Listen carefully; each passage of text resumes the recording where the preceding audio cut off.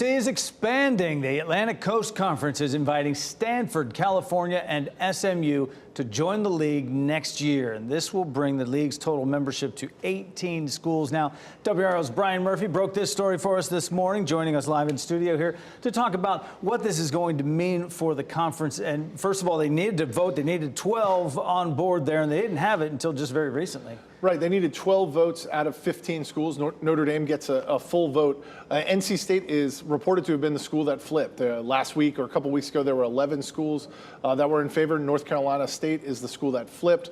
Clemson, Florida State, and UNC all voted no. So optics on this one, I tell you, East meets West here. It's Cal, Stanford, SMU, and they're coming from two Northern California schools, a Texas school. Just, you know, basically, what does it break down to? Why did they do this?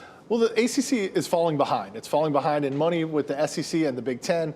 This is a way to claw back a little bit of that money. There's also a fear that some schools are going to leave. And when they do leave, if a Clemson or a Florida State leaves or North Carolina, are there going to be attractive candidates out there to backfill with? Stanford and Cal obviously don't have great football and basketball programs, but they have great athletic programs and great academics. I think the president saw them as maybe the best candidates that they could get to begin to backfill if some of those other schools leave. Also made some deals in this whole thing also to give back some of the money in a graded period of time, so that can help with some of the travel and things like that logistically. Yeah, money is really at the heart of this whole thing. Stanford and Cal are coming in at just 30% of a full share. That will move up over the next 10 years.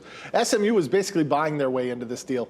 They are not taking any media rights distribution for 9 seasons. We're talking about probably over $350 million there for going just to get a chance to get into the ACC. Well, it's big money all the way around, right? Television deals, and SEC, seeing what they're doing, Big Ten, seeing what they're doing.